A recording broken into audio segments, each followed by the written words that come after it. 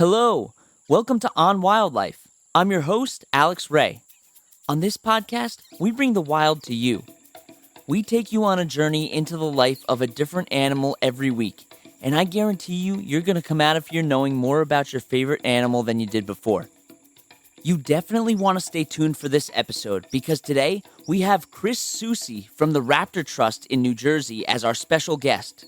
So now might be a good time to go out and buy some night vision goggles because we're talking about the night's silent predators, owls.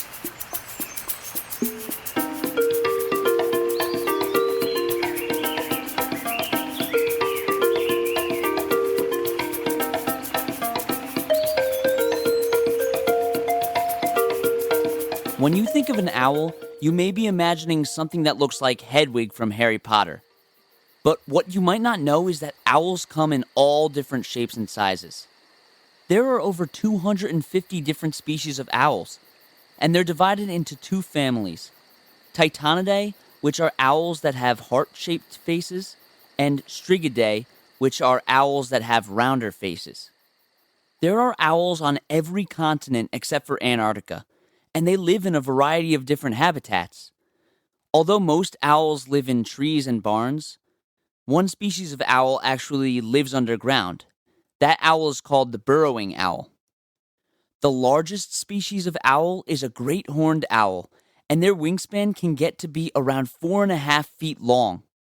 And the smallest owl is called the elf owl, and their wingspan only gets to be about 10.5 inches long. Owls may look a little chunky, but that's because they have a lot of feathers that help keep them warm. And it's actually really hard to spot an owl because their feather color usually blends in so well with the trees. And this is a form of camouflage. And owls really use stealth to their advantage when they're hunting for prey. And we'll get more into that when I have my interview with Chris. Speaking of hunting, most owls are nocturnal, meaning that they only hunt at night. And they're really great predators. They usually eat small mammals, frogs, snakes, and lizards. And the color of their eyes actually indicates what time they like to hunt. Dark brown and black eyes means that they like to hunt at night. Yellow means they hunt during the day, and orange means they hunt during twilight hours. Owls have beaks instead of teeth, which means that they can't really chew up their food, and they have to swallow it whole. So this means that they swallow every part of the animal that they're eating. And their stomach acid isn't strong enough to digest feathers, fur, and bones, so they have to vomit that up. And that makes what we call an owl pellet. When they're not busy vomiting up their food, owls need to find love. A lot of owls use their hoot sound in order to find a mate. A lot of owl species are monogamous, which means that they only mate with one other individual. Although 25% of barn owls separate from their pairs, which is actually better than the divorce rate in the United States, which is around 40%. And for owls, raising kids is a team effort. The male usually hunts for food while the female is keeping the babies safe. And some owl species, like the short-eared owl, will lay a different amount of eggs depending on if food is scarce or plentiful. Usually more food means more eggs will be laid. Unlike a lot of birds, most owls don't really migrate, but there are a few exceptions. Snowy owls have a really weird migratory pattern every 4 to 5 years, where they fly a lot further south than usual. And this phenomenon is called eruption. And they do this intermittently because every so often, when the owl population starts to rise, they don't really have enough food to support the entire population, so they have to travel farther distances to find it. Okay, so we're going to take a break, and when we get back, you're going to hear my interview with Chris Soucy from the Raptor Trust.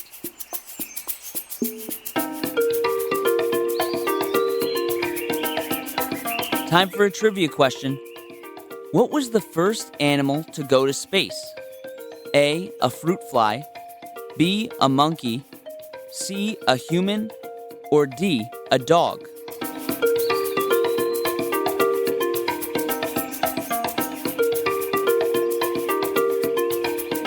The answer is A. Fruit flies were sent into space in 1947.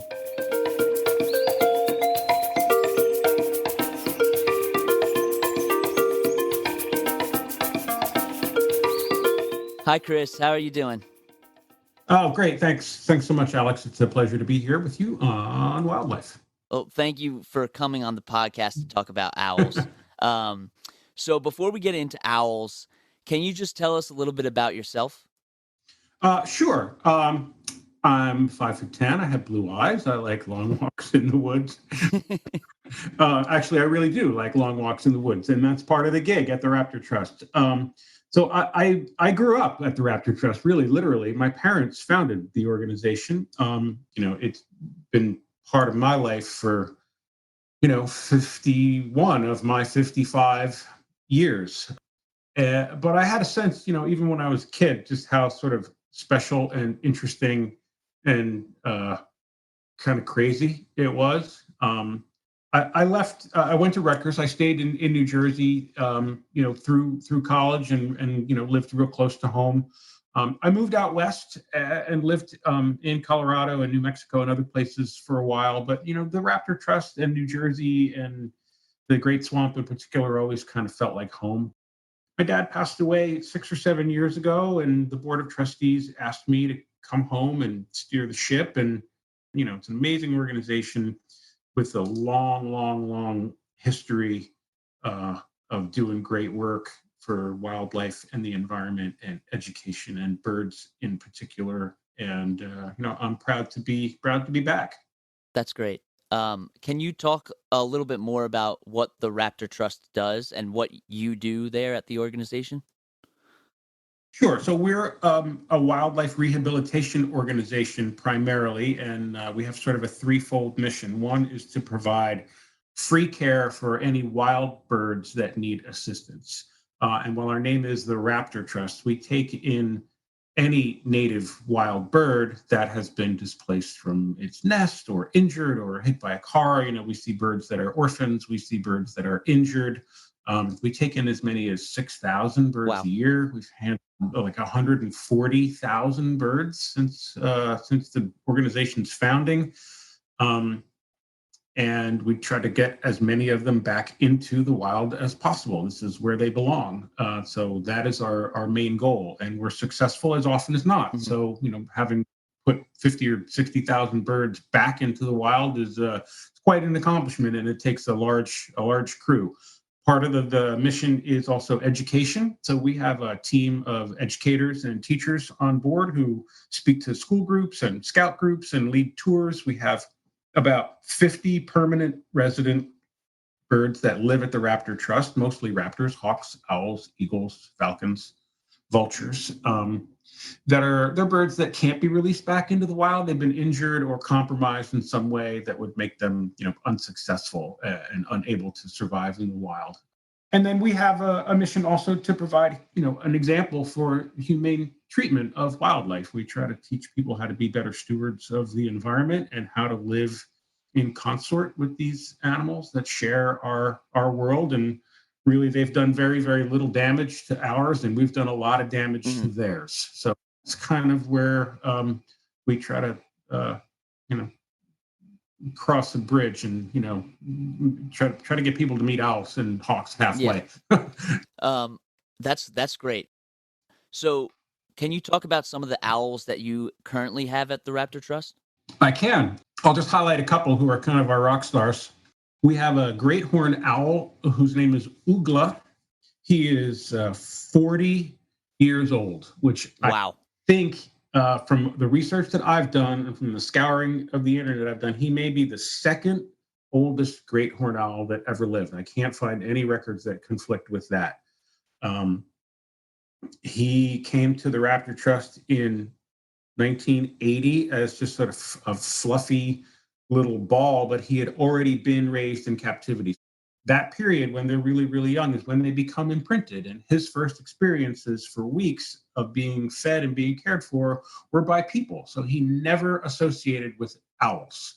Mhm. That bond happens very, very quickly in the first few weeks of the wild animal's life. And in particular with birds, um, you can't really turn that around. So from 6 weeks old until now, he kind of thinks he's a person. Mhm. Um, he's a character. He's beloved by a lot of folks who come and visit the Raptor Trust. He's a staff favorite, and he's been there so long that literally 5 generations of my family have known this one bird. That's so cool. My great grandmother gave him his name. Ugla means owl in Swedish. When she first saw it, all she said was, Ugla. From her to my 10-year-old daughter, it's kind of amazing that this bird is, he's outlived most of my family. That is pretty amazing. But he's pretty cool. We have a snowy owl, which is not a breeding bird in New Jersey. It's a winter vagrant. They come down sometimes from the Arctic. They're in, it's kind of we're at the southern tip of their range. So they do come down from time to time. If you're out bird watching in the wild, you'll see snowy owls sometimes in the winter, but not every winter. But that's kind of a cool bird because it's that classic big white, on the cigar box kind of owl. And then we have most of the other owls that occur here in the state. We have screech owls and saw-whet owls. We have barn owls. In the past, we have had long-eared owls, but they're very, very uncommon in this state. And we did have one for many, many years, but it passed away. They don't have lifespans, except for Ugla, as long as most people do. So we have, we got a lot of owls. Yeah.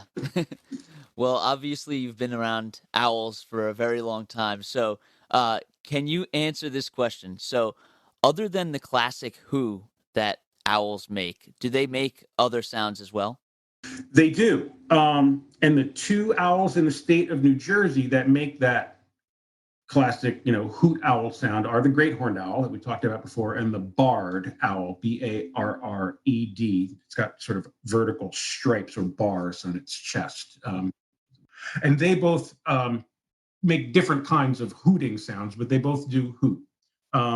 When they're agitated, many owls, in fact, many birds, click their beaks. They just make like a snapping sound. And that means like, dude, give me a break, like get out of my face. So we see that sometimes if we're cleaning their cages in the middle of the day. Owls are nocturnal. You wake them up. They really don't want to be bothered. They click at you, and that's sort of like the go away noise. A lot of birds do that. But our little tiny, tiny saw-whet owls, which are only, sort of like 4 inches tall, they're smaller than an American robin that you see in your yard, eating worms. They're tiny, tiny little guys. They make a sound that sort of sounds like the construction vehicle backing up. They kind of go like doot, doot, doot, doot, doot. The barn owl, B-A-R-N owl, which is a white sort of heart-shaped faced owl, makes this sort of like blood-curdling, deathly scream that sounds like someone's being murdered by a knife in the night. It's a horrible, horrible sound. And when they're not making that sound, they make this like ghastly hissing noise that sounds like steam escaping from a pipe. And strangely, screech owls, which are common in New Jersey, don't screech at all. Really? Oh. They make sort of a high-pitched whinnying noise, almost like a horse. It's kind of like high to low whinnying sound. And my owl noises are like good enough for the average user. I don't think any owls would think I was saying anything intelligible. That's really interesting. So, like you said, owls are nocturnal and they hunt their prey at night. So, what kind of advantages do they have that makes them such great predators? They have quite a few. For the record, though, not all owls are nocturnal. Most of New Jersey's are, but there are some owls that are not. There's an owl called the burrowing owl, commonly found sort of in the western United States, and one small population in Florida. They're diurnal, and a couple of owls are what are called crepuscular, which is not diurnal and not nocturnal, but they're active dawn and dusk rather than day or night. And the short-eared owl, which does occur in New Jersey, is kind of one of these crepuscular owls. But generally speaking, almost all owls in the world are nocturnal. Mm-hmm. In order for them to be really good hunters, they've got 2 or maybe even 3 major adaptations that are just sort of a step beyond what a lot of the other raptors have. They have amazing, amazing hearing, really gigantic ear holes. They don't really have external ears like we have, sort of big ear lobes and these external, flappy, fleshy things. They just have a gigantic hole in the side of their head, really. And they're actually not symmetrically placed. One is a little bit higher on the side of the head than the other, and that helps them triangulate. You'll sometimes see videos of owls sort of wobbling their heads back and forth, and everybody says, "Oh, that's cute, they look like a bobblehead." But what they're doing there is trying to balance the sound that they're hearing in their ears, and because their ears are asymmetrically placed, it helps them triangulate on prey in front of them. So once they're able to get the sound of something that they're hunting, maybe a mouse rustling in the leaves or something like that, equally balanced in both ears at the same volume, they know that their eyes are locked directly on the prey. So that's a really good adaptation to have if you live in the darkness. Really, really good hearing. Beyond that, they have amazing eyesight. Really, really gigantic eyes, huge in proportion to the size of their skulls. Like some owls, their eyes take up sort of half of the inside of their skulls. If you had eyes the size of an owl, you'd have eyes basically like baseballs inside your head. I mean, it would be that. Wow. And they also have extremely soft feathers, which helps them fly really quietly. They're not very fast flyers. They're not like a falcon that can go 200 miles an hour. They don't have to do that, and they don't need to do that because their thing is stealth. Like, I can see you, you can't see me. I can sneak up on you from behind and you don't even know I'm coming. That's the owl's entire gig, this sort of stealth and advantage of silence and being able to see a little better and hear a little better than most things at night. The edges of their feathers are serrated, almost like a comb. So as they flap their wings, the air passes through the edges of those feathers almost silently. That's insane. It's really, really cool. Going off of that, I read about how owls' eyes are kind of like tube-shaped instead of spherical. Right. Could you elaborate on that? Yeah. Basically, they have binoculars inside their heads. It's a really good, very simple analogy. They have long, long tubes that are very, very efficient at collecting light, just like a telescope or one lens of a binocular. They have two. Both their eyes are forward facing. A lot of birds have eyes sort of set more to the sides of their head. But owls have binocular vision more than most birds. Both eyes can focus on the same object at the same time directly in front of them. And those eyes are really, really long, tubular shaped light collecting machines. That's exactly what they do. They also have, most of them, a sort of disc shaped set of feathers on their face that helps when they're listening for something. Those feathers are pretty stiff and it sort of pushes sound out to the edge of that disc, and that's right where the edges of their ears are. So they have kind of in reverse a satellite dish built into their face. It helps focus sound, but out at the edges of the disc, and that's where their ears are. Wow, that's pretty cool. Do their eyes have anything to do with how they turn their heads really far? And how do owls do that? Yeah, I think, well, yes and no. Their eyes do have something to do with that, in that they can't turn their eyes at all. Their eyes are so big in their heads, and because they're long and tube-shaped, they can't really turn them side to side. Over time, I guess over millenniums of evolution, they've lost the muscles that we have to turn our eyes side to side. So their evolutionary strategy has been sort of to figure out how to turn their heads a little further. So they have more vertebrae in their neck, about twice as many as we do. Most owls have about 13 vertebrae. I think there are some species that have 14, and humans typically, I think, have 6. I'm not a mammal expert. I think 6 or 7 for humans and about twice that many for owls. So they can turn their heads about 270 degrees, which is like 3/4 of the way around, which is like Linda Blair Exorcist weird to watch, but it is what allows them to compensate for not being able to turn their eyes in the sockets. Wow, that's a great evolutionary advantage that owls have. Man, yeah, and you picked a great topic to sort of talk about those little tiny things that make one species or one family or one genus of animals, just slightly different than the rest. They're pretty unique even in the bird world. Yeah, absolutely. We talked about how great they are at hunting prey. Do they have any natural predators? Some do. Typically in nature, the larger the animal, the fewer the predators. That's a pretty generalized statement. It's not true all over, but something like a great horned owl, which is a really big, really powerful owl in New Jersey, stands, 2 feet tall, talons that can, easily injure, probably not kill, but injure, a human. But on the other end of the spectrum, there are smaller owls like saw-whet owls and screech owls. They're tiny. They only weigh a few ounces. They're small like songbirds. And a larger owl like a great horned owl or a barred owl would probably eat a smaller owl like a screech owl or a saw-whet owl. So the smaller ones do have natural predators, and most of them I think are probably subject to predation when they are a little more helpless and young, nestlings and hatchlings, even when they're eggs. Snakes, crows and blue jays are nest predators. They will eat eggs of just about any kind that they can find. So, what I said about great horned owls being, big and able to defend themselves is true when they're adults and strong, but not necessarily true when they're eggs. Yeah, that definitely makes sense. And could you talk a little bit about why owls are so important to the ecosystems that they live in? Oh, sure. They're really good.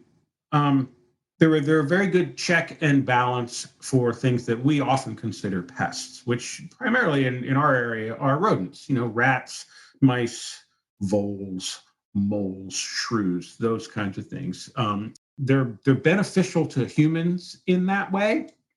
I don't particularly like to judge an animal's uh, right to exist on this planet by you know its value to humans. I think Yeah. the things are here for a reason, and most of these animals were here hundreds of thousands, if not millions, of years before humans took their current form.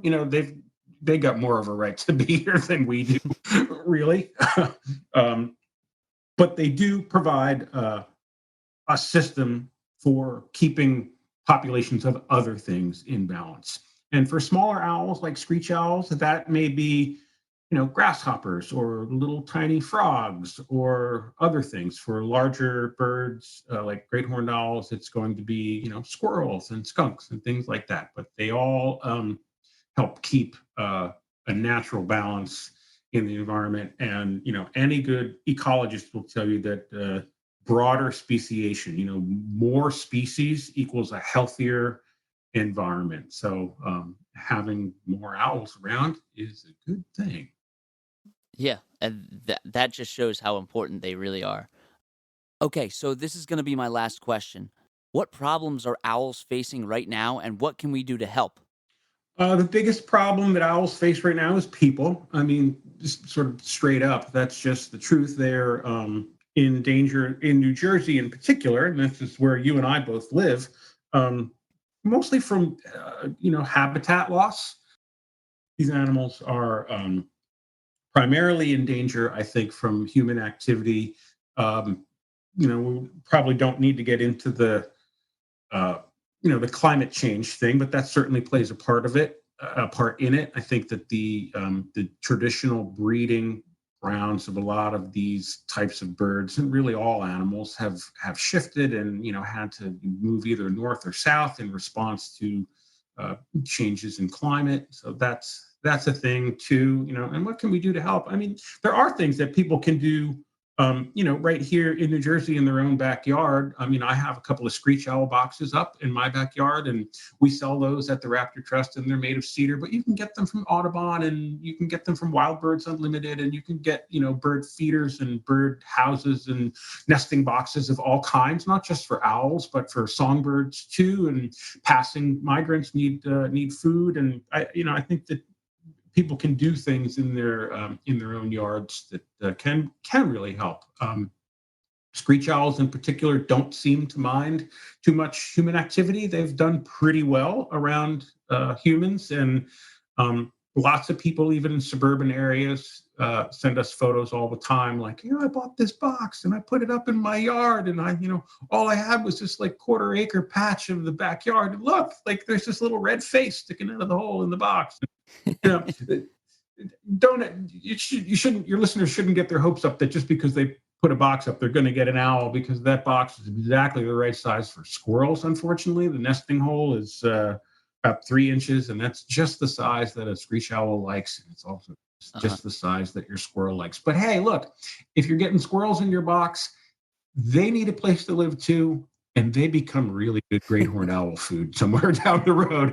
So if we're talking about owls, like don't despair if you get squirrels, because some red-tailed hawk is going to eat them too. Yeah, I mean, I don't know a single person who wouldn't want an owl living in their backyard. I know, how cool is that, right? Great. Well, Chris, thank you so much for being here and giving us such awesome information about owls.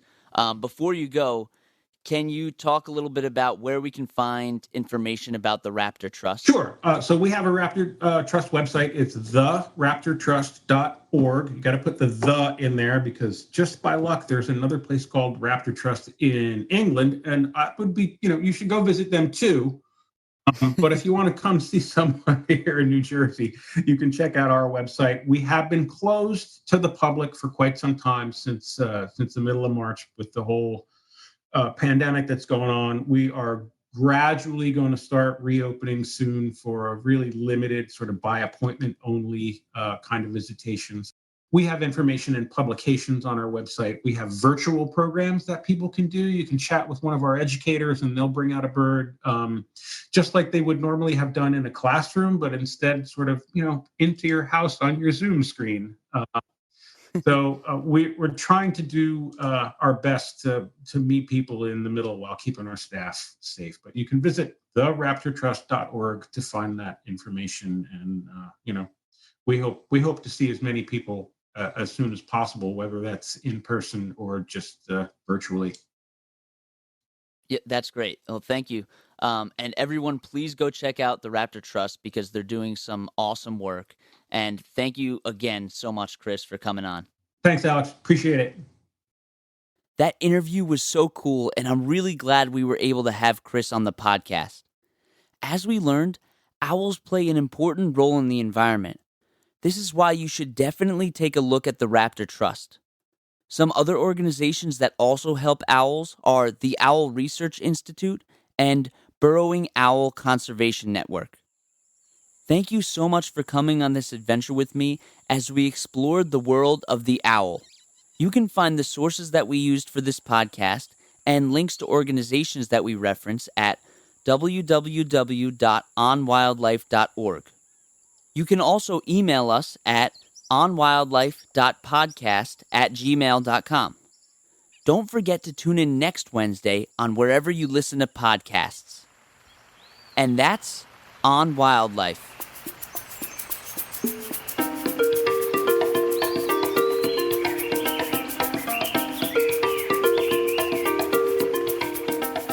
You've been listening to On Wildlife with Alex Ray, brought to you every Wednesday.